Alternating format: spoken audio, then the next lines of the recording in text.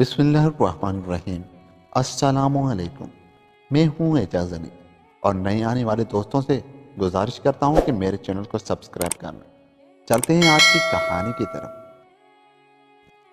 کسی گاؤں میں ایک غریب لکڑہارا رہتا تھا جس کے 7 بیٹے تھے۔ ساتوں بھائی سیدھے سادے تھے، اس لیے باپ کو ان کی بڑی فکر رہتی تھی۔ اچانک لکڑہارا بیمار پڑا اور اس کا انتقال ہو گیا۔ لکڑہارے کے رشتہ داروں نے اس کے مکان پر قبضہ کر لیا اور بیچارے ساتوں بھائیوں کو گھر سے نکال دیا۔ ساتوں اپنے اپنے کپڑوں کی گٹھلیاں باندھے شہر کو چل پڑے تاکہ محنت مزدوری کر کے اپنا پیٹ پال سکے۔ شہر بہت وسیع تھا، وہاں سب کو کوئی نہ کوئی مزدوری مل گئی۔ پہلے تو ایک سرائے میں رہتے تھے، پھر کچھ پیسے جمع ہوئے تو ساتوں نے مل کر ایک مکان خرید لیا۔ اپنی اپنی مزدوری سے فارغ رات کو سارے بھائی گھر آ جاتے اور صبح ہوتے ہی پھر اپنے اپنے کام پر چلے جاتے۔ تھوڑے دن بعد ہی انہوں نے ایک بکری خرید لی تاکہ دودھ پینے کی آسانی رہے۔ یہ بکری کالے رنگ کی تھی اور جسم پر سفید رنگ کے دھبے تھے۔ ایسی صحت مند بکری انہیں بہت سستی مل گئی تھی، اس لیے سارے بھائی بہت خوش تھے۔ جس وقت وہ بکری خرید کر گھر لائے، شام کا وقت تھا۔ انہوں نے بکری کا دودھ نکالا اور سب نے مل کر کھیر پکائی۔ کھیر بہت لذیذ اور مزیدار تھی۔ رات گئے تک وہ سب مل کر باتیں کرتے رہے، پھر اپنے اپنے بستروں پر جا کے سو گئے۔ صبح چڑیوں کے چہچہانے کے ساتھ ہی وہ سارے بھائی اٹھ کر بیٹھ جاتے تھے، کیونکہ سب نے ہی صبح سویرے اپنے اپنے کام پر جانا ہوتا تھا۔ اس روز بھی مرغ کی پہلی بانگ ہوتے ہی وہ سب جاگ گئے۔ کچھ دیر بعد جب ان کی آنکھوں سے نیند کا خمار اترا تو اپنے اپنے بستروں پر بیٹھے وہ بری طرح اچھل پڑے، کیونکہ 7 بھائی نہیں صرف 6 تھے۔ وہ سب گھبرا گئے اور بےتابی سے سارے گھر میں اپنے 7ویں بھائی کو ڈھونڈتے رہے، لیکن وہ انہیں کہیں بھی نہ ملا۔ ایسا کبھی نہیں ہوا تھا کہ ان میں سے کوئی بغیر اپنے بھائیوں کو بتائے اکیلا کہیں گیا ہو۔ پھر انہوں نے سوچا کہ شاید اسے ایسا ہی کوئی ضروری کام آ پڑا ہو جو وہ کسی کو بتائے بغیر چلا گیا۔ سارے بھائی اپنے کام پر بھی پریشان رہے اور سوچتے رہے کہ شاید ان کا بھائی گھر واپس لوٹ آیا ہو۔ لیکن شام کو جب وہ سب مزدوری سے واپس آئے تو گھر خالی پڑا تھا، سوائے اس کالی اور سیاہ بکری کے۔ پھر سب نے مل کر سارے شہر میں بھائی کی تلاش کی، لیکن وہ کہیں بھی نہ ملا۔ آخر یہ سوچ کر وہ واپس گھر لوٹ آئے کہ ہو سکتا ہے رات تک خود ہی گھر آ جائے، لیکن رات گئے تک انتظار کرنے کے بعد بھی وہ گھر واپس نہیں لوٹا۔ صبح اس پہ معمول مرغ کی پہلی بانگ کے ساتھ وہ سب آنکھیں ملتے ہوئے بستروں پر اٹھ کر بیٹھ گئے، اور جب آنکھوں سے ہاتھ ہٹا کے سب نے ایک دوسرے کو دیکھا تو بے ساختہ اچھل پڑے، کیونکہ اب وہ 6 نہیں بلکہ 5 تھے۔ اب تو وہ بہت گھبرائے۔ پہلے کی طرح سارے گھر نے چھٹے بھائی کو ڈھونڈا، لیکن وہ کہیں بھی نہ ملا۔ 2 بھائیوں کے اس طرح غائب ہو جانے پر باقی بھائی بہت پریشان تھے۔ ان کے سمجھ میں نہیں آ رہا تھا کہ ان کے بھائی آخر کہاں چلے گئے۔ سوچ سوچ کے بیچارے تھک گئے تو اپنے اپنے کام پر جانے کو تیار ہو گئے۔ شام کو واپس گھر لوٹے، کچھ کھانے کو بھی جینا چاہتا تھا۔ بکری کا دودھ نکالا اور وہی پی کر سو گئے۔ اگلی صبح ڈرتے ڈرتے سارے بھائیوں نے آنکھ کھولی اور وہی ہوا جس کا ڈر تھا۔ ان کا 5واں بھائی بھی غائب تھا۔ چاروں بھائی غم اور خوف سے ایک دوسرے کے ساتھ لپٹ گئے۔ اس روز وہ اپنے اپنے کام پر بھی نہ گئے تھے، تمام دن گھر میں رہے۔ رات کو سوتے ہوئے انہیں خوف محسوس ہوا کہ آج پھر ان میں سے ایک بھائی غائب ہو جائے گا۔ آدھی رات تک چاروں جاگتے رہے، لیکن آخر ان کی آنکھ لگ گئی، اور جب کھلی تو معلوم ہوا کہ اب وہ صرف 3 بھائی رہ گئے ہیں۔ تینوں غم کی شدت سے مل کر رونے لگے۔ اس روز بھی کوئی کام پر نہ گئے، نہ ہی کسی نے کھانا کھایا، یہاں تک کہ کسی نے بکری کا دودھ بھی نہ نکالا، اور بھوکے پیاسے ہی رات گئے نڈال ہو کر سو گئے۔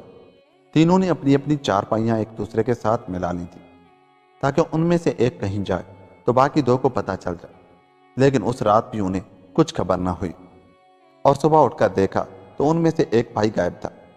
اب وہ صرف 2 رہ گئے تھے۔ دونوں بھائی بہت زیادہ پریشان ہو گئے اور تمام دن بیٹھ کر اس مسئلے پر سوچتے رہے کہ آخر ان کے بھائی کس طرح غائب ہو جاتے ہیں، لیکن ان کی کچھ سمجھ میں نہ آیا۔ انہوں نے رات کو جاگنے کی کوشش بھی کر دیکھی تھی، لیکن یہ بھی ممکن نہ ہو سکا، اور باوجود کوشش کے ان کی آنکھ لگ ہی گئی۔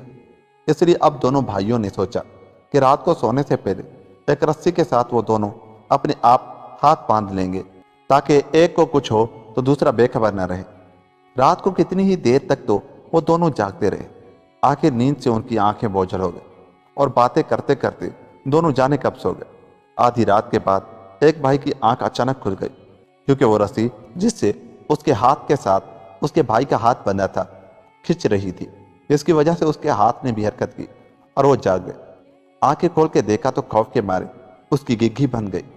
जहां रात उन्होंने बकरी बांधी थी वहां एक स्याह रंग की भयानक सूरत वाली चुड़ैल बैठी थी और उसके दूसरे भाई को खा रही थी। उसने तेजी से अपना हाथ उससे खोला और छलांग मार के दरवाजे से निकलकर सड़क पर दौड़ने लगा। वो बकरी जो दरअसल चुड़ैल थी, उसने जो अपने आखिरी शिकार को हाथ से निकलते देखा तो वो भी उसके पीछे भाग निकली। सातवां भाई जिसका नाम राशिद था, उसने पीछे मुड़कर चुड़ैल को अपने पीछे आते देखा और तेजी से भागने लगा।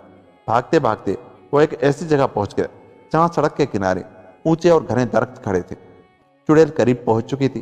वो तेजी से एक दरख्त पर चढ़ गया। चुड़ैल जो पिछल पैरी थी पहुंच चुकी थी, वो दरख्त पर नहीं चढ़ सकती थी। वो उसके तने से टेक लगाकर बैठ गई कि आखिर कभी तो नीचे उतरेगा। राशिद का डर के मारे बुरा हाल था। वो ऊपर बैठा खुदा से दुआएं मांग रहा था। आखिर अल्लाह अल्लाह करके सुबह हुई और लोग आना जाना शुरू हो गए और राशिद ये देखकर हैरान रह गया कि अब दरख्त के नीचे एक बहुत ही खूबसूरत लड़की बैठी हुई और ज़ारों कतार रो रही है। उसे यूं रोते देखकर बहुत से लोग उसके इर्द गिर्द जमा हो गए और उससे रोने की वजह दरियाफ्त करने लगे। तब उसने लोगों से कहा, मेरा शौहर मुझसे नाराज होकर घर से भाग रहा है और ऊपर दरख्त पर चढ़ बैठा है। मैं उसके बगैर रह नहीं सकती। ये कहकर उसने फिर रोना शुरू कर दिया। लोगों ने उसे बड़े लान तान की और नीचे आकर अपनी बीवी के साथ घर वापस जाने को कहा और वो चीख चीख कर लोगों को बताने लगा, ये मेरी बीवी नहीं है लोगों, ये तो आदमखोर चुड़ैल है और मेरे 6 भाइयों को खा गई है। चुड़ैल ने और रोना शुरू कर दिया कि देखो, मेरा शौहर मुझे चुड़ैल बताता है। किसी ने भी राशिद की बातों का यकीन न किया और खूबसूरत लड़की के साथ हमदर्दी करके उसे बदसतूर लान तान करते रहे, लेकिन राशिद नीचे ना उतरा। इतनी देर में उस मुल्क के शहजादे की सवारी वहां से गुजरी। उसने जो इतनी खूबसूरत लड़की को अपने शौहर के लिए रोते देखा तो उसे तसल्ली देकर अपने साथ ले गया और अपनी कनीजों में शामिल कर लिया। राशिद वापस घर लौट आया। भाइयों के बगैर उसका दिल नहीं लगता था।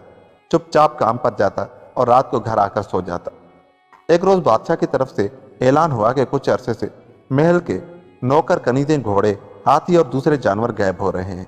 जो शख्स इस रात का सुराग लगाएगा उसे बादशाह की तरफ से इनाम और इकराम से नवाजा जाएगा। राशिद समझ गया कि यह सब उस चुड़ैल का काम है। वो उसी रोज बादशाह के पास गया और उसे बताया कि वो इस रात का सुराग लगाएगा। बादशाह ने उसे महल में रहने की इजाजत दे दी। रात होते ही राशिद बादशाह को लेकर कनीजों के हिस्से की तरफ छुप कर खड़ा हो गया।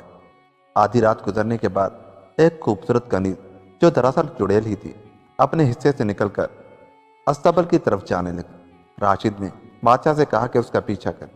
दोनों उसके पीछे अस्तबल में जा पहुंचे। वहां जाकर बादशाह ने जो कुछ देखा उसने उसके रोंगटे खड़े कर दिए। उस खूबसूरत लड़की ने एक स्याह और भयानक चुड़ैल का रूप इख्तियार कर लिया था और एक जिंदा घोड़े को जल्दी जल्दी कच्चा ही खा रही थी।